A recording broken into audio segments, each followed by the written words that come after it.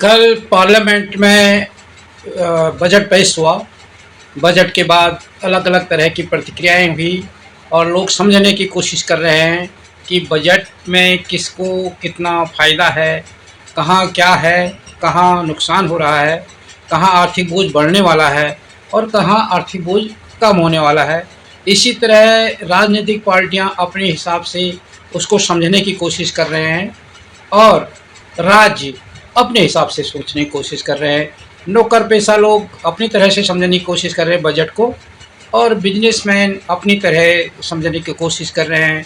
आम आदमी उससे उस पर कितना आर्थिक बोझ पड़ेगा ये सोचने की कोशिश कर रहा है या उससे आर्थिक बोझ उसका हल्का होगा ये समझने की कोशिश कर रहा है।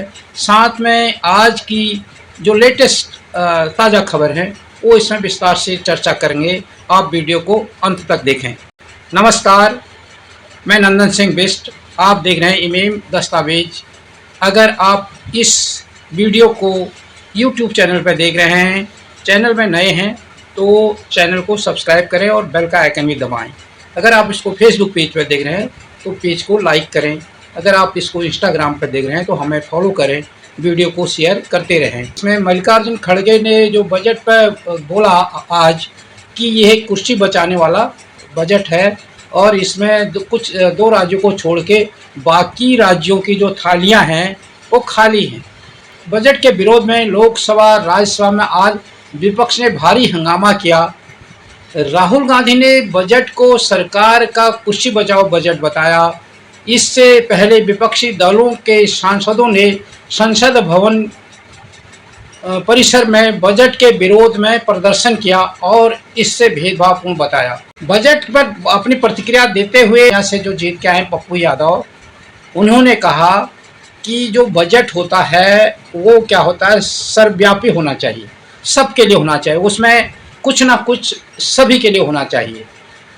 उसमें इस जो बजट पेश किया इस 24-25 का, उसमें शिक्षा पर कोई चर्चा नहीं हुई, मनरेगा पर चर्चा नहीं की गई, रेलवे को बजट से बाहर कर दिया, सामान्य वर्ग का टैक्स बढ़ा दिया, बीमा में भी टैक्स बढ़ा दिया गया, नौकरी पर तो कोई बात ही नहीं हुई। जिन 2 करोड़ नौकरियों पर बात हुई थी उनकी तो चर्चा नहीं हुई। उन्होंने कहा भाजपा ने बिहार में कई वादे किए, बिहार को ना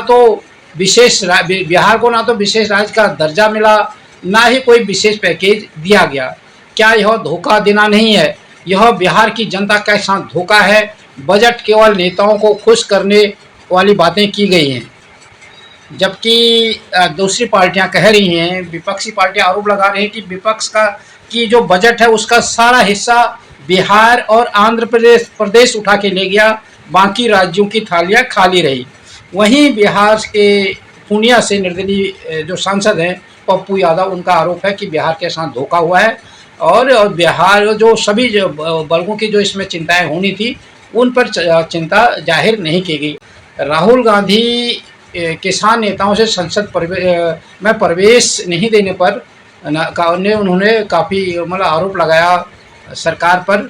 कांग्रेस नेता राहुल गांधी ने आज कहा कि उन्होंने आज किसान नेताओं को संसद में बुलाया था, लेकिन उन्हें संसद परिसर के अंदर आने की अनुमति नहीं दी गई।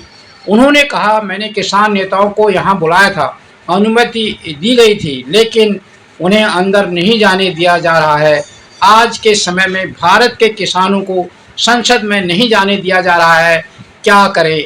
यही मुद्दा है। कोई तकनीकी समस्या भी हो सकती है। और जो बजट पर कांग्रेस नेता शशि थरूर ने जो केंद्रीय बजट पेश हुआ है उसकी आलोचना की है और इसमें राज्यों के लिए बहुत कम प्रावधान है। उन्होंने कहा है कि केंद्रीय बजट के खिलाफ भारतीय ब्लॉक के विरोध में शामिल होते हुए कांग्रेस नेता शशि थरूर ने कहा कि इसमें देश के अधिकांश राज्यों के लिए बहुत कम है। केरला के लिए कुछ उम्मीदें थी, खासकर स्वास्थ्य क्षेत्र में, लेकिन वो भी पूरी नहीं हुई।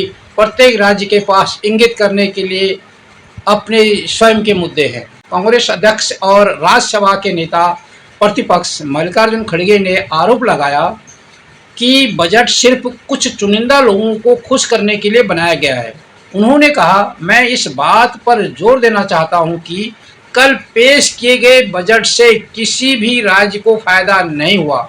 2 राज्य को छोड़कर सभी राज्यों की थालियां खाली रही।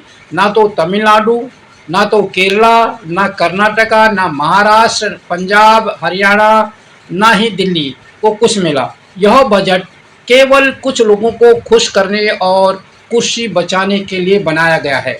हमें कुछ भी नहीं मिला है और इसलिए कन्याकुमारी से कश्मीर तक पूरा भारत इसका विरोध करेगा। समाजवादी पार्टी नेता अखिलेश यादव ने आरोप लगाया कि सरकार ने उत्तर प्रदेश के साथ भेदभाव किया है, जिसने उन्हें तीसरी बार सत्ता में पहुंचाया।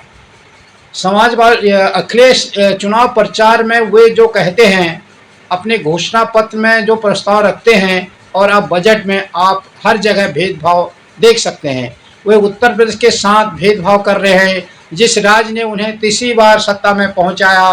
केंद्रीय बजट ने उस राज्य वालों को निराशा दी है। मीसा भारती जो राष्ट्रीय जनता दल के सांसद हैं, उन्होंने कहा कि बिहार को मिला क्या है। कहीं ना कहीं उन्हें एक झुंझुना और लॉलीपॉप देकर पीएम ने सर पर लटक रही तलवार को टाला है। उन्होंने कहा कि बिहार के नाम पर सीएम ने अपनी कुर्सी बचाने के लिए एक लॉलीपॉप बिहार को दिया है, ताकि उनकी कुर्सी पर जो तलवार लटकी है उसको टाला जा सके। इसमें मध्यम वर्ग के लिए कुछ नहीं है, युवाओं के लिए कुछ नहीं है, रोजगार पर कोई बात नहीं हुई।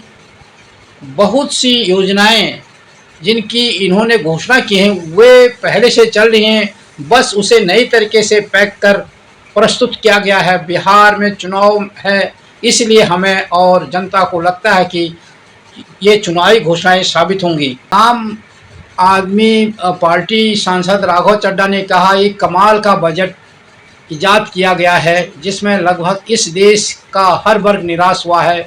मात्र 2 व्यक्तियों को छोड़कर, नीतीश कुमार और चंद्रबाबू नायडू।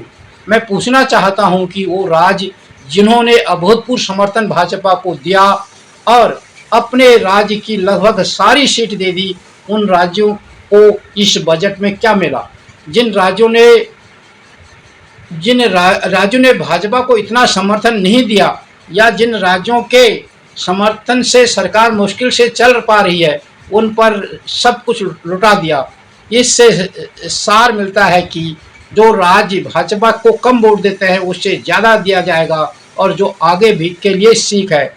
ये स्पष्ट संकेत है, जैसे हिमाचल प्रदेश, उत्तराखंड, दिल्ली, मध्य प्रदेश और गुजरात, ये ऐसे राज्य हैं जहां की सारी सीटें भाजपा की झोली में गई, और इन राज्यों के साथ बड़ा बेइंसाफी हुई। इस बजट में इन राज्यों की अनदेखी की गई। वरिष्ठ कांग्रेस नेता और पूर्व वित्त मंत्री पी चिदम्बरम ने कहा कि 2 आयकर व्यवस्थाएं रखना एक बुरा विचार है, क्योंकि इससे कर विवाद पैदा हो सकता है और करदाताओं के बीच भ्रम पैदा हो सकता है कि वो किस व्यवस्था का उपयोग करें। उन्होंने कहा कि इस प्रकार यदि आप कोई नया कर व्यवस्था लागू करना चाहते हैं तो आपको इसकी घोषणा काफ़ी पहले कर देनी चाहिए और कहना चाहिए कि इस वित्तीय वर्ष से सभी को नई कर व्यवस्था अपनानी होगी। 2 कर व्यवस्थाएं अस्वीकार हैं और यह एक बुरा विचार है। उन्होंने कहा कि AICC मुख्यालय में एक संवाददाता सम्मेलन के दौरान चिदम्बरम ने कहा कि इससे कर मध्यस्थता की स्थिति पैदा होगी और लोग भ्रमित हो जाएंगे कि उन्हें पुरानी व्यवस्था में बने रहना चाहिए या नई व्यवस्था में आना चाहिए। मुझे बताया गया है आप एक बार स्विच करके वापस स्विच कर सकते हैं, लेकिन अगर आप दूसरी बार स्विच करते हैं तो आप वापस स्विच नहीं कर सकते। मैं पूरी तरह से उलझन में हूँ।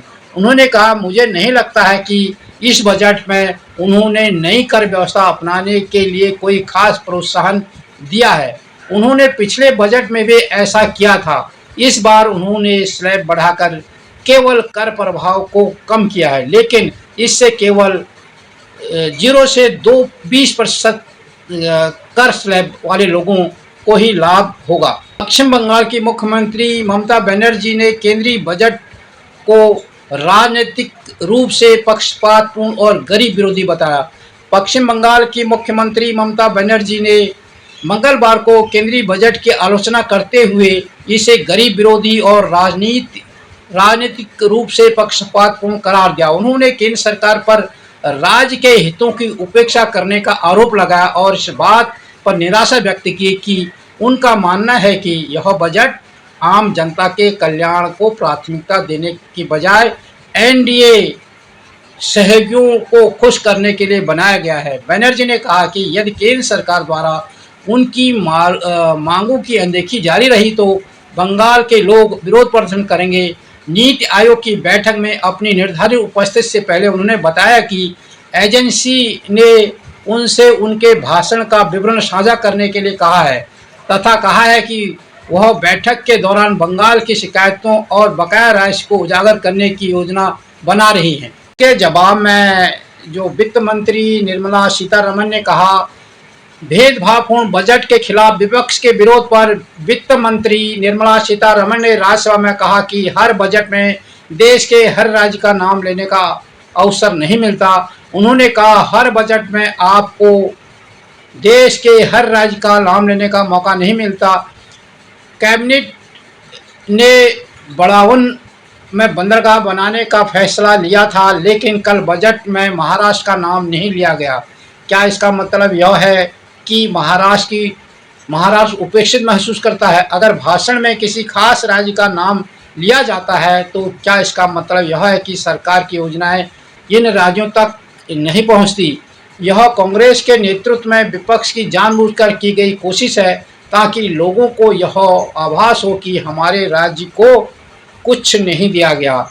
यह एक अपमानजनक आरोप है। ये कि बजट की जो और विशेष बातें थी, क्या क्या चीज़ें हुई और क्या क्या खास बात बजट में थी, वो मैंने उसके लिए एक वीडियो पहले अपलोड किया है। उसका लिंक मैं इसमें डाल दूंगा। आपको इस बजट में क्या लगा है, उसमें आपकी क्या राय है, आप अपनी टिप्पणी में जरूर लिखना।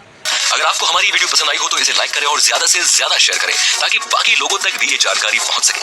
हमारे चैनल को सब्सक्राइब करना बिल्कुल ना भूलें और हमारी वीडियोस को सबसे पहले देखने के लिए बेल आइकन को भी जरूर प्रेस करें।